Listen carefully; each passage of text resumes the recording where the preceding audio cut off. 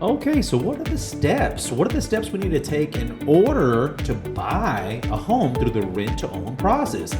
This is what we're going to be talking about today. So let's get a coffee and let's get going. I'm Alan Jimenez, real estate broker here at homesofheights.com, license number 0549644, Texas. Today we're going to be learning a whole lot about real estate, so let's get going.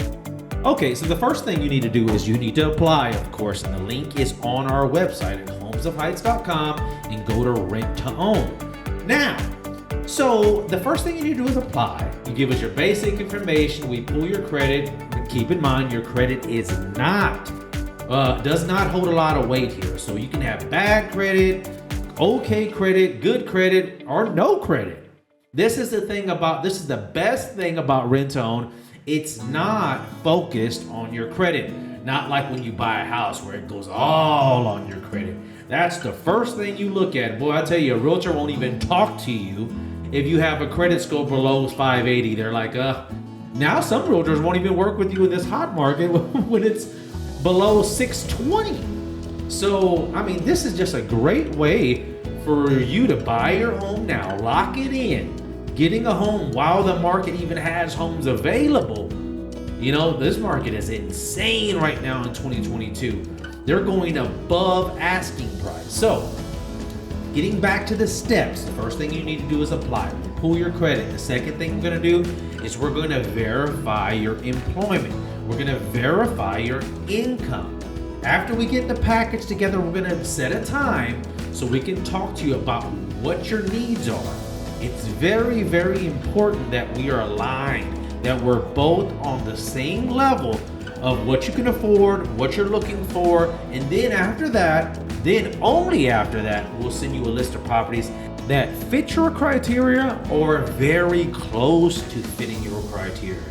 So this is why that appointment is so necessary. We have to get on the same playing field here. You know, you don't want to be thinking you can afford $500,000 homes when you can really only comfortably afford $250,000 or $300,000 home. You know, it's a big difference. Or maybe you're looking for something with 5 bedrooms and you're looking for something with a big yard. This is very important notes for us to understand, you know, and then we can kind of educate you on the rent to own process, and only after you've gone through that interview is when we will send you a list of properties that fit that criteria. So in essence, basically you have to apply so that we can make an appointment, and then after we make an appointment, we define your needs. After we define your needs, we send you what you want, or very close to it. And during that process, we educate you. After we do that, you select a few properties that you like. We designate you a realtor. The realtor goes out and shows you a few properties. And after you say, you know what, we like this property, that property, we get it down to 3 properties that you really like. After that, we create a presentation package. This package consists of your employment, a persuasion letter. A persuasion letter is basically a letter about you, and maybe we explain what happened on your credit, or maybe we explain about the good things about you. You've been on your job for X amount of years.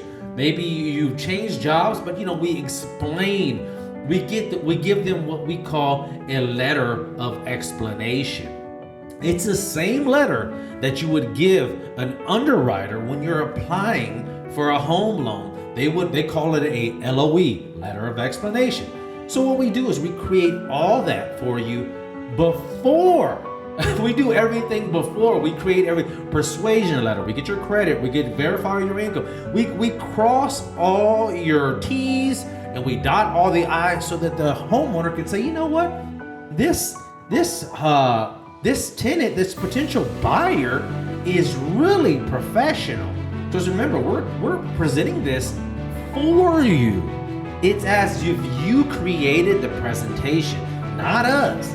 Because we want to say, oh, this person went above and beyond.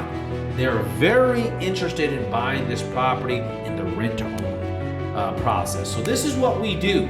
And then they say yes or no, or they may want more items from you. Maybe they'll want a little bit more deposit, but we work it out for your benefit. This is how it works. After that, It's really easy. We make a contract, we have it notarized, or we have to go through a title company. We do that. We do everything the legal way. And I think that's why a lot of problems occur, is that when you go directly to a homeowner, you don't know if you have a clear title. So it could be a clouded title. That's not what we want. So we may go through a title company to make sure that when you take possession of the property from day one, it's free of all liens or tax encumbrances or something that may hold you back. Then we take that notarized document and we submit it with the state of Texas so that it's in the county clerk's office. So let's say, for instance, the homeowner tries to sell it. Well, that document's going to come up and say, oh, wait a minute. There's a first right of refusal on this property and it's set with the deed. So it cannot be done. After that, you move into the property, you pay what you have to pay. And I'm just going in a nutshell here. After X amount of years comes up, you decide yes or no, you want to buy the property. Yes, I want to continue. I have the first right of refusal. I want to buy this property. Or no, you know what, Mr. Home owner, thank you for your time. I finished my contract, but I think I'm going to walk away. So this is how great the rent-to-own process could be for you. It really can. It gives you a chance to experience the neighborhood, the walkability, the crime rate, the schools, or maybe just your life changes. Maybe you get transferred, maybe you get engaged, maybe you get married. Something happens in life where, you know what, I don't want this house. And this is where it can be so advantageous for the rent-to-own process. So I hope you learned a lot. See you on the next one. Well, I sure hope you learned a few things about real estate. If you liked it, give the thumbs up and like. I sure hope to see you on the next podcast. I'm Alan E. Menez, license number 054-9644 in Texas. See